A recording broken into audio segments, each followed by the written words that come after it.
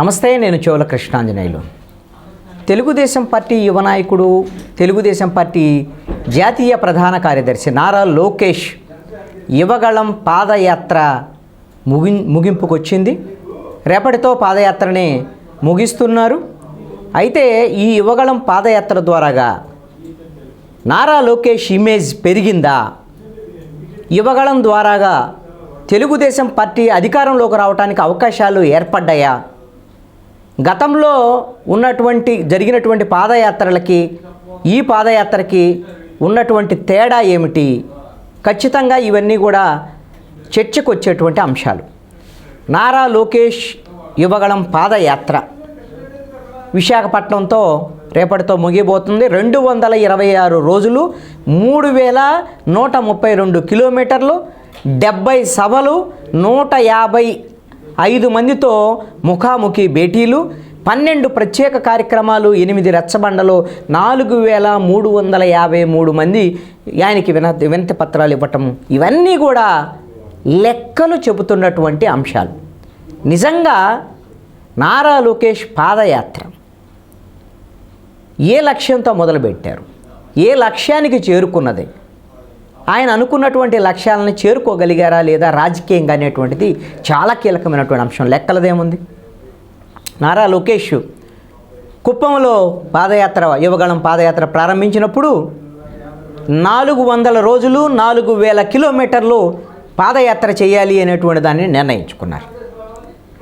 జగన్మోహన్ రెడ్డి 3648 కిలోమీటర్లు పాదయాత్ర చేసి ప్రతిపక్ష నాయకుడి నుంచి ముఖ్యమంత్రి స్థానానికి వచ్చారు. ఆ రికార్డును బ్రేక్ చేయాలి అనేటువంటి లక్ష్యం. అదేవిధంగా రాష్ట్ర నలుమూలలో కుప్పం నుంచి ఇచ్చాపురం వరకు కూడా ప్రజల యొక్క సాధక బాధకాలు తెలుసుకొని వాళ్ళతో మమేకం అవ్వాలనేటువంటిది ఒక నాయకుడిగా ఒక మంచి లక్ష్యం. చంద్రబాబు నాయుడు అరెస్టు తర్వాత ఒక 60 రోజుల పాటు నారా లోకేష్ పాదయాత్ర వాయిదా పడింది. ఆయన ఒక అవకాశం వచ్చింది చంద్రబాబు నాయుడు అరెస్టు నేపథ్యంలో. ఆ అరెస్టు నేపథ్యంలో నిత్యం ప్రజల్లో ఉండి తెలుగుదేశం పార్టీ శ్రేణులందరికీ కూడా ఒక దిశానిర్దేశం, స్ఫూర్తిని నింపేటువంటి, ధైర్యం నింపేటువంటి ప్రయత్నం చేయాల్సినటువంటి నారా లోకేష్ యువగళం పాదయాత్రని ఉపసంహరించుకొని మధ్యలో వాయిదా వేసుకొని ఆయన తన తండ్రి బెయిలుకు సంబంధించినటువంటి అంశాలు, కేసులకు సంబంధించినటువంటి విషయాల్లో న్యాయపరమైనటువంటి అంశాల కోసం ఢిల్లీలో ఉన్నటువంటి సుప్రీంకోర్టు న్యాయవాదులతో నిత్యం సంప్రదింపులు జరపాలనేటువంటి పేరుతో ఢిల్లీకి వెళ్ళిపోయారు నారా లోకేష్. ఆ విధంగా 60 రోజుల పాటు ఒక ప్రజలతో మంచి సవాలును ఎదుర్కొనేటువంటి నాయకుడిగా, చంద్రబాబు నాయుడు జైల్లో ఉన్నటువంటి సమయంలో ఒక యువ నాయకుడిగా పేరు తెచ్చుకునేటువంటి ఒక అపూర్వమైనటువంటి అవకాశాన్ని నారా లోకేష్ కోల్పోయారు. రెండవ అంశం ఏమిటి అంటే, గతంలో ఆయన అనుకున్నటువంటి విధంగానే 4000 కిలోమీటర్లు చేసి జగన్మోహన్ రెడ్డి పాదయాత్రని బ్రేక్ చేయాలి అనేటువంటి దాని మీద, ఆ రికార్డును బ్రేక్ చేయాలి అని అనుకున్నటువంటిది అది కూడా నెరవేరలేదు. ఎందుకు? ఎలక్షన్లు వచ్చేస్తున్నాయి. రేపు మిగిలింది జనవరి, ఫిబ్రవరిలో ఎలక్షన్ నోటిఫికేషన్ వచ్చేదానికి అవకాశం ఉంది. కాబట్టి ఎలక్షన్ నోటిఫికేషన్ వచ్చేటువంటి సమయంలో ఈయన పాదయాత్ర చేసుకుంటూ ఉంటే ఇక్కడ ఎన్నికలకు సంబంధించినటువంటి వ్యవహారాలు చూసేటువంటి వాళ్ళు ఉండరు అనేటువంటి దాని మీద ఇంకా విశాఖపట్నం నుంచే ఈ పాదయాత్రను ముగించుకొని రేపు 18వ తారీఖుతో పాదయాత్ర ముగుస్తుంది. పైలను ఆవిష్కరిస్తారు. 20వ తేదీన విజయనగరం సంబంధించినటువంటి జిల్లా భోగాపురం మండలం పోలేపల్లి దగ్గర బహిరంగ సభ నిర్వహించబోతున్నారు. ఇది ఒక చారిత్రాత్మకమైనటువంటి బహిరంగ సభగా నిలుస్తుంది, ఎటువంటి సందేహం లేదు. అయితే మరి నారా లోకేష్ సాధించినటువంటి విజయాలు ఏమిటి అంటే, వాళ్ళ నాన్న చంద్రబాబు నాయుడు, తెలుగుదేశం పార్టీ జాతీయ అధ్యక్షులైనటువంటి చంద్రబాబు నాయుడు, ఆయన 2014 సార్వత్రిక ఎన్నికలకు ముందు ఆయన కూడా వస్తున్నా మీకోసమని పాదయాత్ర చేశాడు. 2817 కిలోమీటర్లు. అది ఆయన హిందూపురం నుంచి మొదలుపెట్టి ఆయన ఎక్కడైతే ఇప్పుడు పాదయాత్ర ముగించారో గాజువాకకు సంబంధించినటువంటి ప్రాంతంలో అక్కడే ఇప్పుడు నారా లోకేష్ కూడా పాదయాత్ర ముగుస్తున్నారు. అంటే తండ్రి ఎక్కడి వరకు అయితే నడిచాడో తండ్రి బాటలో ఆయన కూడా నడిచినటువంటి పరిస్థితి ఉంది.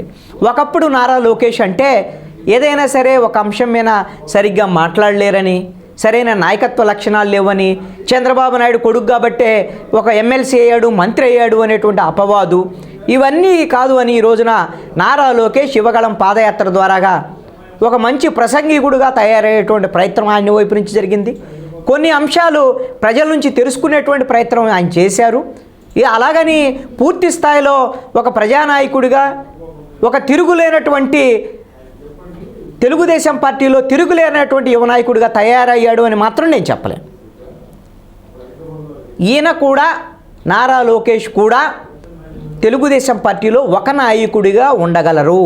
ఆయన ఎమ్మెల్యేగా పోటీ చేసేదానికి అవకాశం ఉంది. రేపొద్దున ప్రభుత్వం వస్తే మంత్రి కూడా కావచ్చు. అంతవరకు ఆయనకి యాక్సెప్టెన్సీ వచ్చింది తప్ప గత నాయకులు ఎవరైతే పాదయాత్రలు చేశారో ఆ పాదయాత్రలు చేసినటువంటి వాళ్ళకు వచ్చినటువంటి స్పందన కానీ, ప్రజలతో మమేకమైనటువంటి తీరు కానివ్వండి, ప్రజల నుంచి ఆ సమస్యలను తెలుసుకునేటువంటి విధానం కానివ్వండి, ఒక ప్రజానాయకుడిగా ఎదిగినటువంటి తీరు గత నాయకులతో పోల్చినప్పుడు ఖచ్చితంగా ఆ విధమైనటువంటి మైలురాయిని నారా లోకేష్ చేరుకోలేకపోయారని మాత్రం ఖచ్చితంగా చెప్పవచ్చు. మీరు ఎలా మెజర్ చేస్తున్నారు, నారా లోకేష్ని ఎలా తక్కువ చేస్తున్నారు మీరు అని ఎవరైనా అడిగితే అడగొచ్చేమో. నారా లోకేష్ 3132 కిలోమీటర్లు అంటే బాగానైతే వెళ్ళారు, దాని గురించి ఎవరికి అభ్యంతరం లేదు.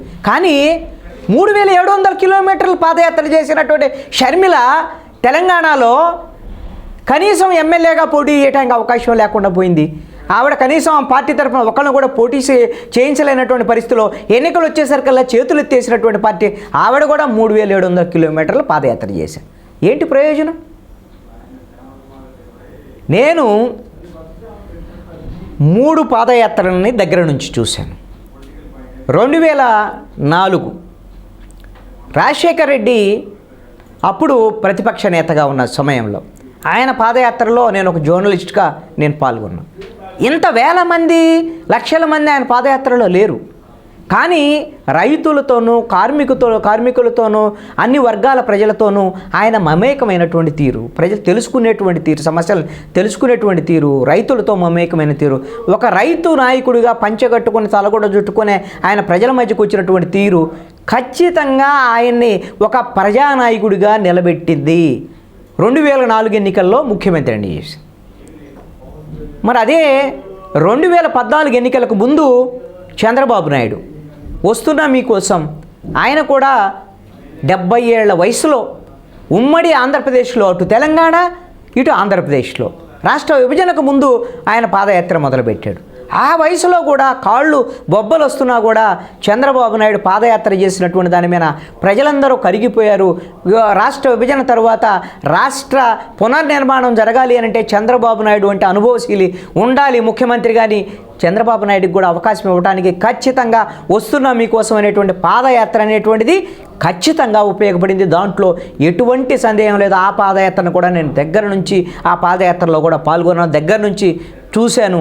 ఆయన ఒక మోకాళ్ళ ఇబ్బంది వచ్చినటువంటి సందర్భంలో, నడిచేటువంటి సందర్భంలో ఆర్థోపెడిక్ డాక్టర్స్ మీరుగిన ఏదైతే తార్ రోడ్డు మీద నడిస్తే మీకు ఇబ్బంది అవుతుంది, మోకాళ్ళు దెబ్బతింటాయి అనేటువంటి దాన్ని మేము చెప్పినప్పుడు ఆయన రోడ్డు పక్కన నేల ఎక్కడైతే ఉంటుందో ఆ పక్కన నడుచుకుంటూ ఆయన అంత కష్టపడి 2 ఉమ్మడి తెలుగు రాష్ట్రాల సంబంధించినటువంటి తెలంగాణ, ఆంధ్రప్రదేశ్ అప్పుడు ఉమ్మడి రాష్ట్రం, ఆయన పాదయాత్ర చేసిన తీరు ఖచ్చితంగా అందరినీ కూడా ఆకట్టుకున్నటువంటిది తీరు. అదేవిధంగా 2019 ఎన్నికలకు ముందు జగన్మోహన్ రెడ్డి తన తండ్రిని మరిపించేటువంటి విధంగా రాయలసీమ నుంచి పాదయాత్ర మొదలుపెట్టి ఆయన కూడా మీ ఉత్తరాంధ్ర వరకు కూడా ప్రజలతో మమేకమై ప్రజల సాధక బాధలు తెలుసుకొని తన తండ్రిని తలపించేటువంటి విధంగా ఆయన బాణీలో ప్రసంగాలు చేస్తూ అక్కడ ఉండేటువంటి తన దగ్గరకు వచ్చేటువంటి వాళ్ళకి బుగ్గలను నిమరటం, ముద్దులు పెట్టటము, తలలుగా నిమరటము, అవన్నీ కూడా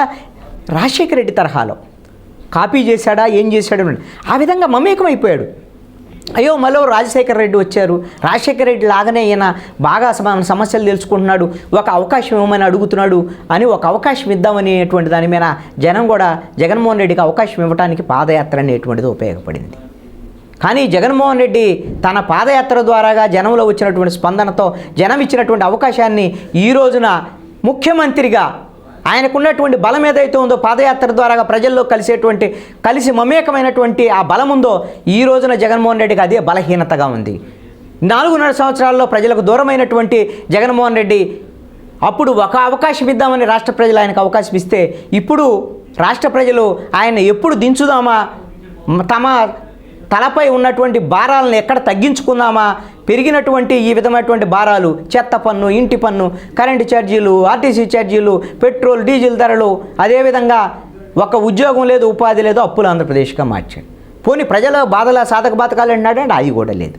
ఈ విధమైనటువంటిది జగన్మోహన్ రెడ్డి బలం ఏదైతే ఉందో ఆయన ముఖ్యమంత్రి కావడానికి జనంలోకి వెళ్లకుండా ఈ రోజున జనానికి దూరమైనటువంటి తాడేపల్లి ప్యాలెస్ ముఖ్యమంత్రిగా మిగిలినటువంటి జగన్మోహన్ రెడ్డి ఈ రోజున ఓడిపోవటానికి సిద్ధమయ్యారు. ఓడించడానికి ప్రజల్లో సిద్ధమైనటువంటి పరిస్థితి ఉంది. ఇది జగన్మోహన్ రెడ్డి పాదయాత్ర ద్వారాగా తెచ్చుకున్నటువంటి ఆ క్రేజ్ని ఈ రోజున ముఖ్యమంత్రిగా ఫెయిల్ అయిపోగొట్టుకున్నారు. కానీ పాదయాత్ర ద్వారాగా నారా లోకేష్ ఆయన అద్భుతంగా, ఆయన ముఖ్యమంత్రి క్యాండిడేట్ కాదు, రేపొద్దున అధికారంలోకి వస్తే తెలుగుదేశం పార్టీ చంద్రబాబు నాయుడు ముఖ్యమంత్రి అవుతారు.